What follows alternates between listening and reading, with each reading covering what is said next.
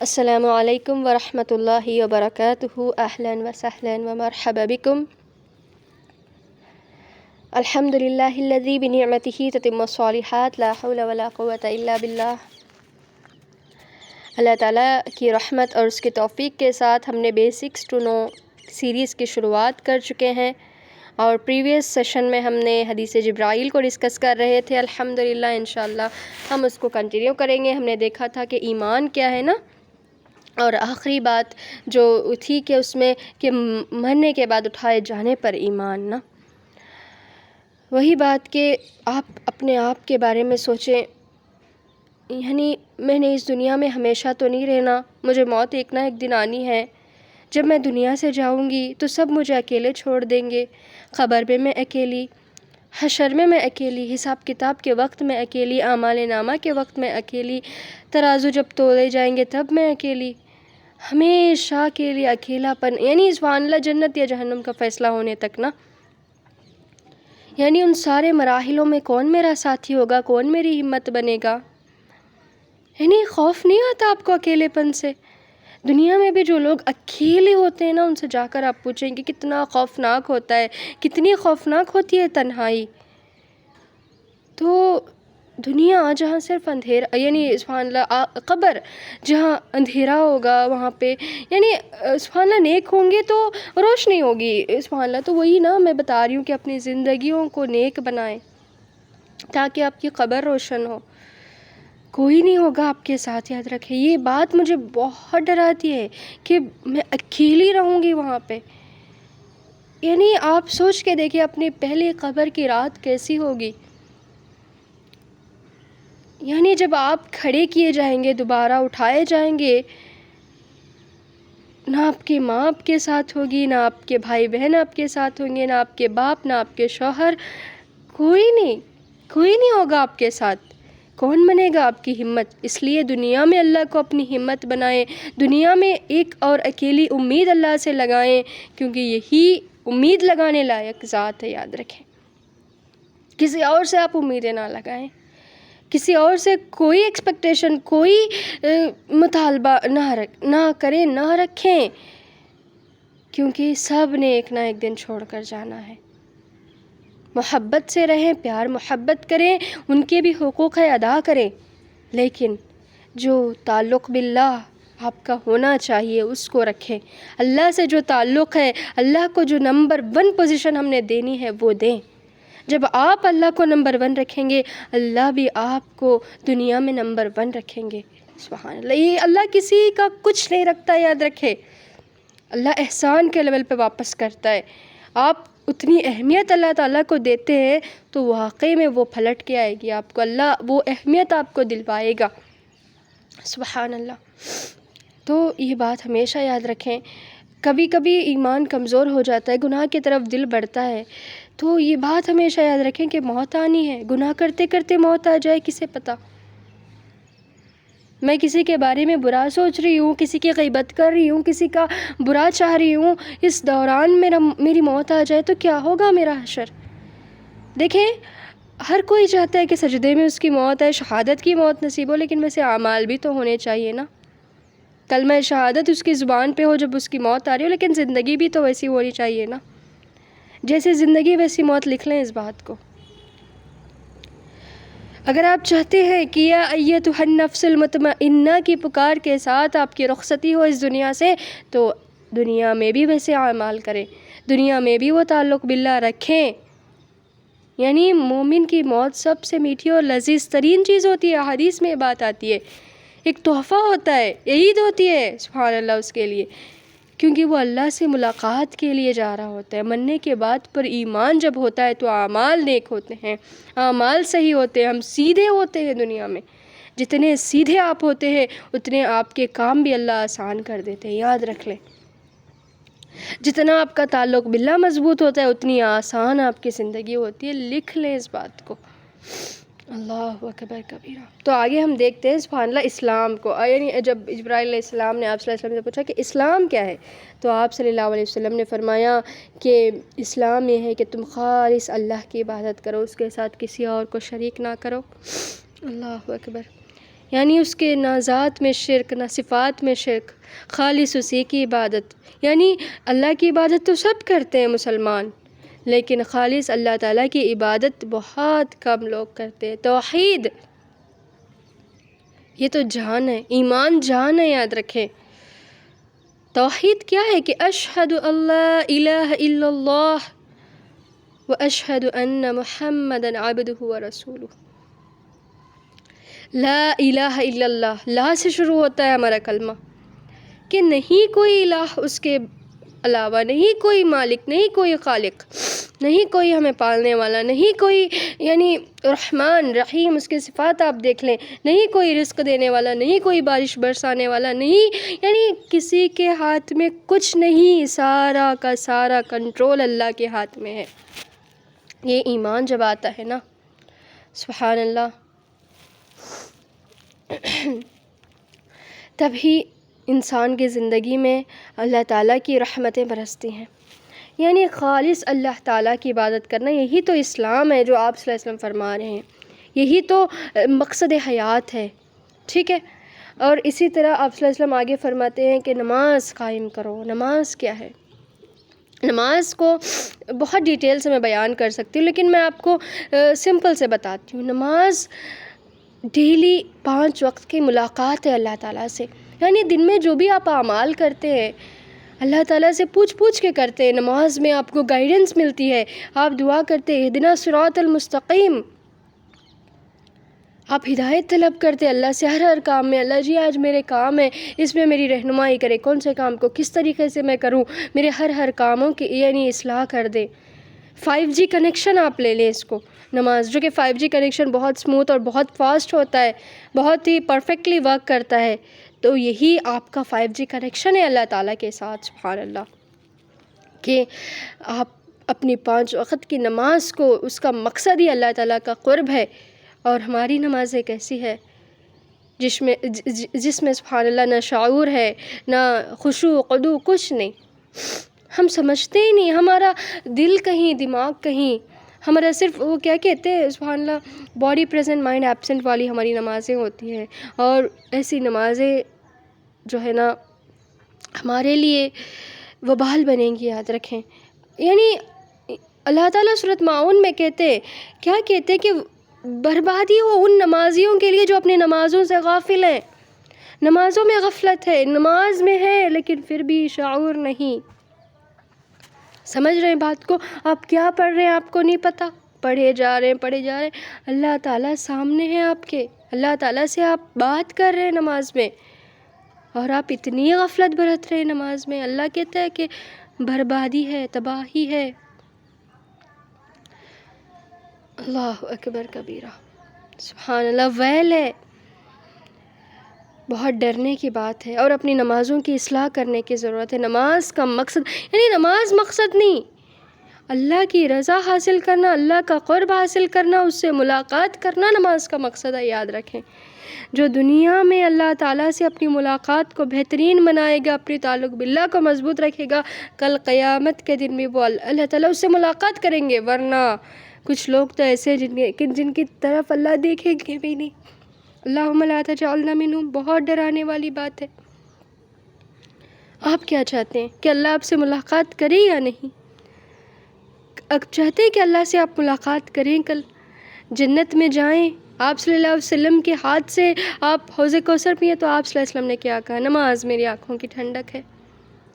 میری آپ کی آنکھوں کی ٹھنڈک کیا ہونی چاہیے پھر؟ نماز. اللہ اکبر کبیرہ. بہت بات کی جا سکتی ہے نماز کے بارے میں. انشاءاللہ تعالی میں ہو سکے تو اس کی اہمیت اور فضیلت کے لنکس بھی انشاءاللہ ڈسکرپشن میں شیئر کروں گی.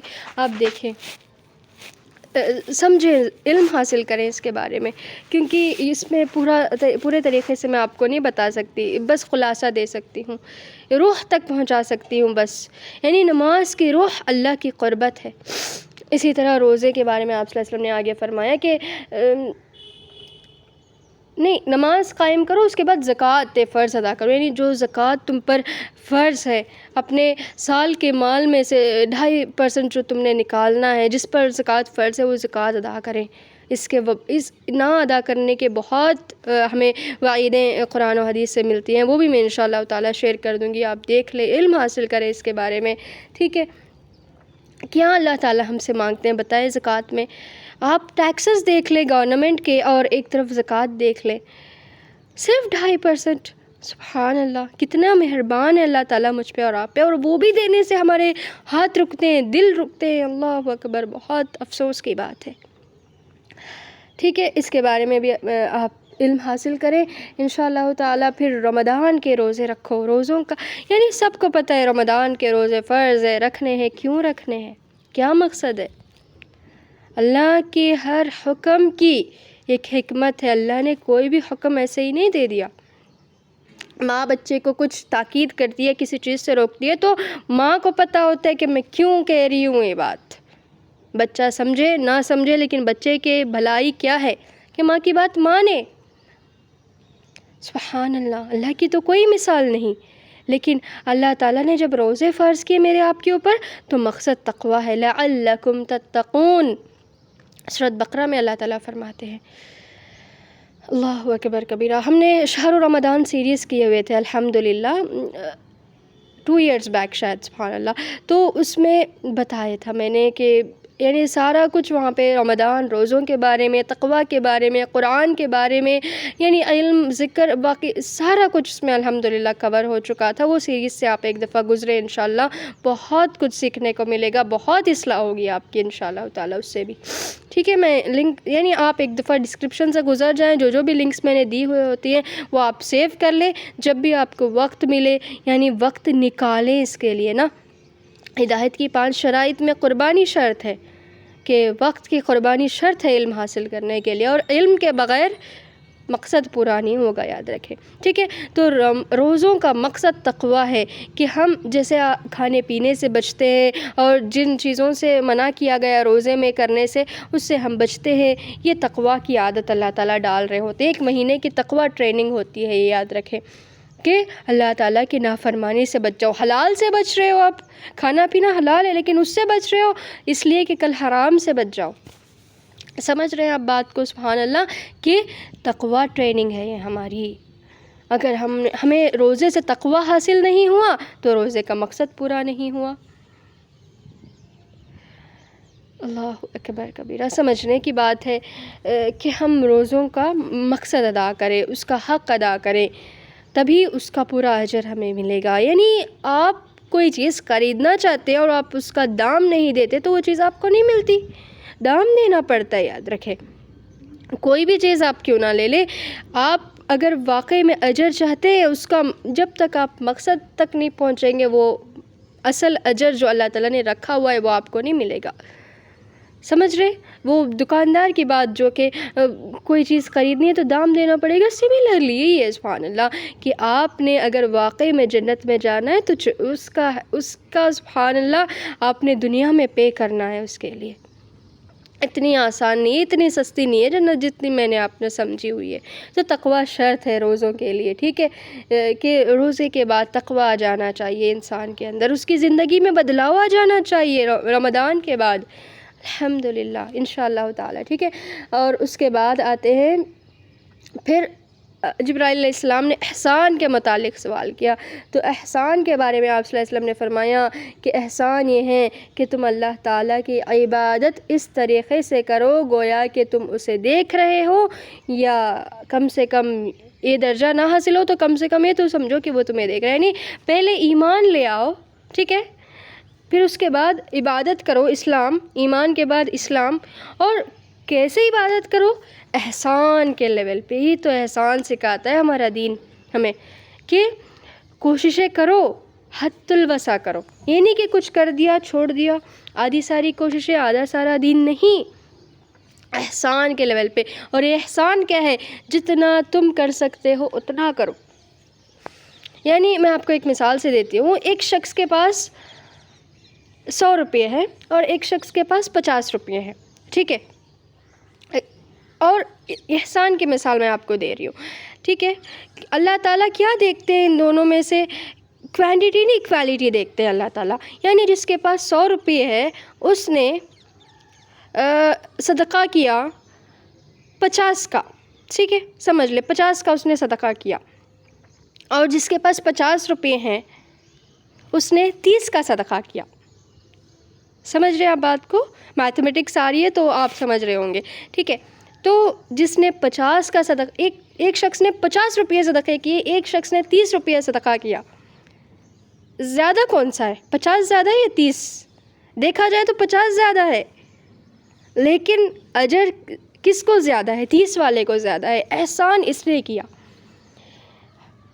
کس نے کیا احسان؟